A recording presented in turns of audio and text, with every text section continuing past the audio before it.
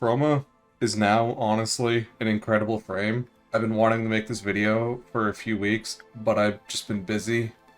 So, shortly after I dropped my first Chroma build video, they dropped the old piece, which came with several new arcanes, one of which has just, in my honest opinion, bumped Chroma up a few tiers. The arcane, of course, is Persistence, and I do believe Chroma is one of the best users of this arcane. What it does simply, if your armor is above 700, you can't take more than 500 damage per second unless you get nullified or magnetized. This just makes health tanking viable in level cap, because the amount of damage you're taking is just hard capped. Unless you get magnetized or nullified, you just can't be one-shot. There's one other arcane I want to get into in a minute with the new build on Chroma as well. But first things first, I want to just show off the changes I made to my first Chroma build. So first of all, the shards. You're going to want to run 5 Crimsons. You don't really need this purple one. I just have it on because I run different Chroma builds. I have 10 slots on here, all Omniformed. So if you're only running this build, or honestly just the meta Chroma, just 5 Crimsons are fine. Big change is I'm now running Persistence and Hotshot. I've kind of changed this into more of a platform build. Hotshot with Neutron Star is giving you an extra 300% crit chance. Persistence and Adrenaline will give you all the energy you ever need. You don't need Equilibrium, no purple shard. Your companion doesn't really matter. This will just keep you full on energy all the time. All of the damage you take to your health, which you don't have a shield anymore, is giving you energy. I believe you can run without flow, but I like having flow, it's just more comfortable. Then I swapped my aura slot to corrosive projection for extra weapon damage. The main difference is this is going to be slightly less damage with your null stars. It's still quite a lot of damage with null stars, and you can still run that null star damage build. All you have to do is swap your aura from corrosive projection to growing power and swap hotshot for either molt augmented or bellicose. The main difference is molt augmented, you're going to have to, after stacking it all the way, recast your Vex armor. Bellicose just gives you the instant strength, so you cast your heat mode, then Vex armor, then don't have to worry about it anymore. And to talk about the weapons, this specific build is really good at being a platform for the Coda Hema. Chroma in particular, when you activate your heat mode, it makes getting all 360% crit chance of crit damage from the augment mod very easy.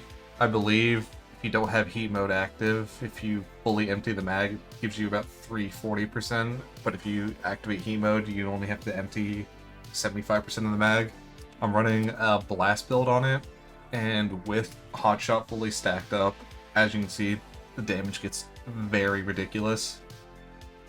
Now, one other thing I want to talk about is actually a new build. So this is once again using battery to hit over 1000% bonus energy with Chroma's armor. And the reason we want to do that is actually a new augment called Primary Overcharge, which at 1000 energy is giving us 350% multi-shot, which makes this an extremely good build for just pure single target damage if you need to nuke a boss. This is just a modification of the pretty standard Chroma build. You have battery, persistence, you have empower to buff your Vex armor and buff your cold ward. Your cold ward is going to activate persistence. You stack up your scorn buff, you get 1000 energy, and then when you're at 1000 energy, which you should be staying at because of Hunter Adrenaline, your primary weapon just going to have 350% extra multi-shot, and the amount of damage you get is pretty crazy. Now, I said this in the beginning of the video, but I just want to go over it again, why I believe Chroma just shot up a few tiers with this update alone. You don't need to run any kind of armor mod on Chroma, just simply activating your cold ward activates persistence. That's it. Now, if you are using Coda Hema and you want the full 360% buff, you are going to have to use heat mode. Of course, if you're not using Hema, this just isn't an issue and you can stay in cold ward the entire time. So I would recommend going cold ward, stacking up your scorn, and then switching the heat for reloads.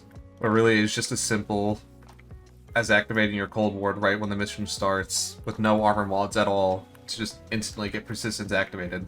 Another thing is you want some kind of sustain with persistence, since health doesn't regenerate like shields do, and Chroma's best augment also heals him, which is really convenient.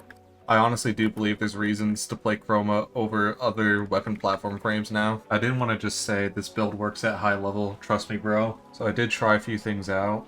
I'm gonna be honest, my Amp and Drifter arcanes are not leveled at all. So doing Void Cascade, the level cap, is pretty tough. Trying to deal with all the Thraxes, so instead I did a solo Elite Deep Archimedia.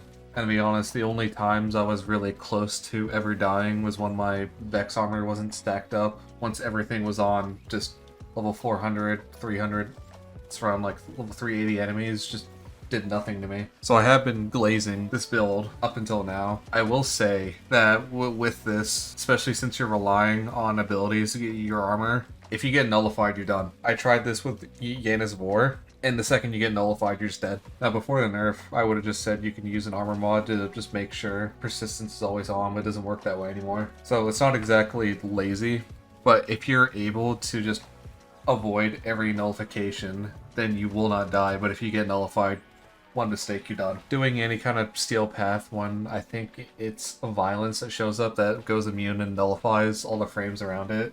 It gets pretty annoying. So just keep in mind, if you're running persistence at like a high level, you have to avoid the nullifications.